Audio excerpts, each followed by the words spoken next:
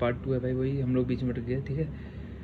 तो condenser consist of coil of pipe which eight which high pressure temperature refrigeration cool and condense, ठीक है, condense होता है। अब हम देखते हैं और पढ़ते हैं। फिर रिसीवर क्या होता है?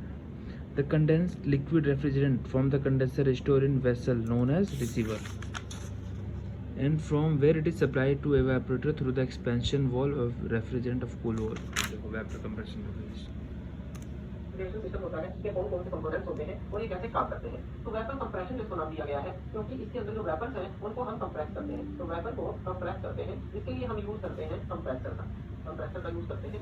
तो इसलिए इसको नाम दिया गया है वेपर कंप्रेशन और उसके थ्रू हम कूलिंग करते हैं, इसलिए इसको नाम दिया गया है रेफ्रिजरेशन सिस्टम। तो वेपर कंप्रेशन रेफ्रिजरेशन सिस्टम क्या है कि वेपर को कंप्रेस करके कूलिंग प्राप्त करना, कूलिंग गेन करना, उसको बोलते हैं वेपर कंप्रेशन रेफ्रिजरेशन सिस्टम। इसके कौन कौन से मेन कंपोनेंट्स हैं पहले वो देख लेते हैं। तो सबसे पहले है हमारे पास कंप्रेसर। इनकी जो वर्किंग है वो अभी हम डिस्कस करेंगे कि क्या होती है, ये कैसे काम करते हैं। तो सबसे पहले है कंप्रेसर, उसके बाद है कंडेंसर, ये है कंडेंसर है।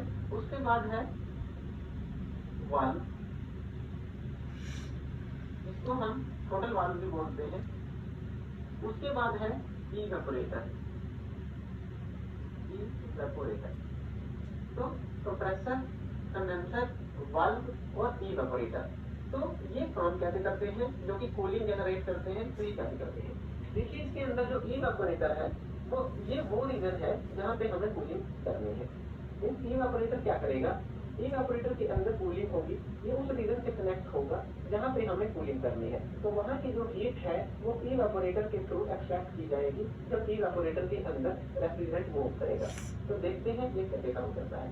तो सबसे पहले जो कंप्रेसर है ये क्या करेगा, वेपर जो रेफ्रिजरेंट हमें पता है जब इवेपोरेटर चीज़ें ठंडी होती है ना, तो ये बता रहे जहाँ पे इवेपोरेटर वहाँ पे हमें सब कुछ ठंडा करना है। अब देखो, और इसका एग्जांपल था, और कंडेंस जहाँ पे होता है वहाँ पे क्या हीट प्रोड्यूस करता है, हीट रिजेक्ट करता है ना।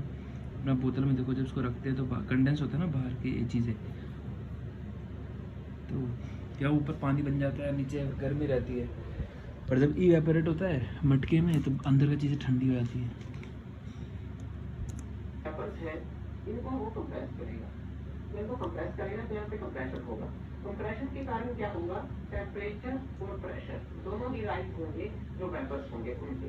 मतलब इन सबको मिला के ना एक साइकिल बनाई जाती है, ठीक है, कि मतलब चलता रहता है। कि अब देखो यहाँ पे सब कुछ ठंडा हो जाता है तो इसको फिर से गर्म करता है, फिर से इसको आगे भेजता है, फिर इसको थोड़ा वॉल में भेजता है, ठीक है, यहाँ पे कंडेंस करता है इसको, वो बहुत गर्म होगा थोड़ा ठंडा करा, फिर वॉल में भेज को इसको इवेपोरेट करा, फिर यहाँ से ठंडी इसको गर्मी निकाल ली, फिर इसको भेजा, साइकिल चलता रहता है। वेपर है तो टेम्परेचर और प्रेशर दोनों ही राइज होंगे।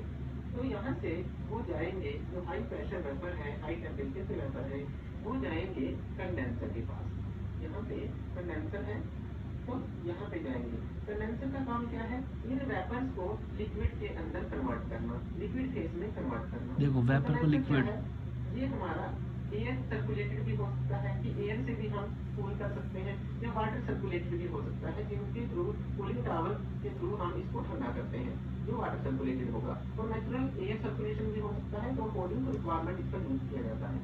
तो कंडेंसर के अंदर क्या है, जो हमारे हाई प्रेशर और हाई टेम्परेचर वेपर जाएंगे तो यहाँ पे ये लिक्विड रीजन में कन्वर्ट हो जाएंगे। तो यहाँ पे हमें मिलेगा लिक्विड रीजन, मीन्स लिक्विड के अंदर ये कन्वर्ट हो जाएंगे।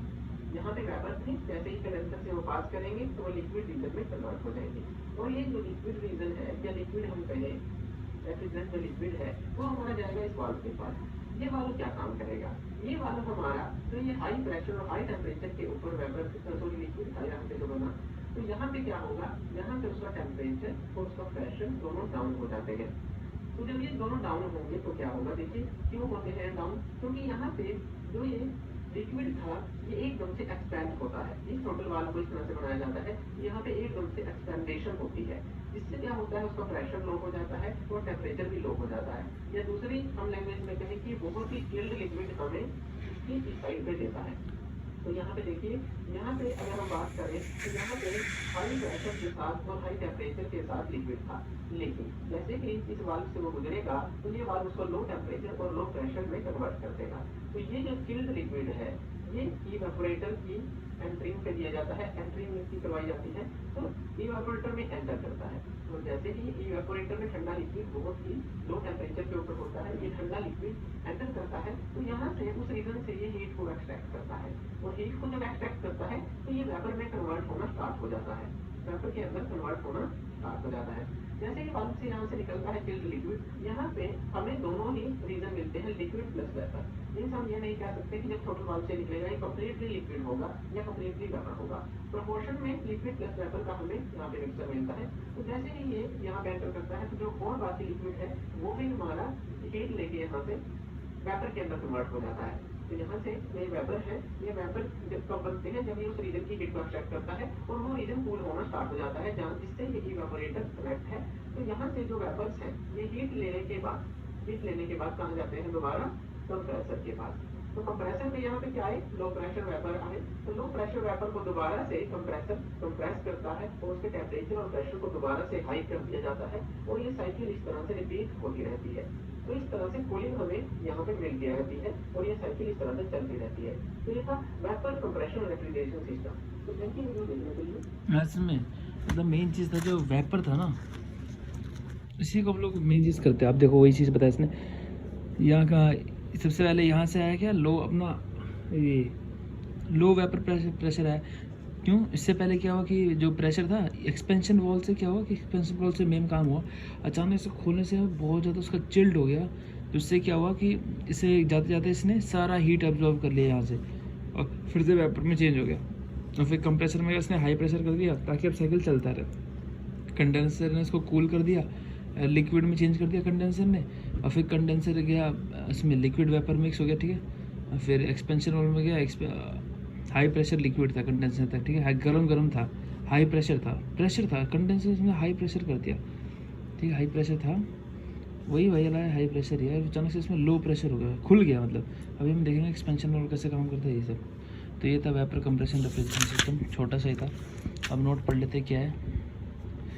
अब देखो पहले लिखते थे एक्सपेंशन, अब देखो उसको पढ़ते भी रहना था। Expansion valve allow the liquid refrigerant under high pressure temperature control rate after reducing the pressure. The expansion valve allowed liquid refrigerant under high pressure and temperature to pass at a control rate after reducing its pressure and temperature. ठीक है।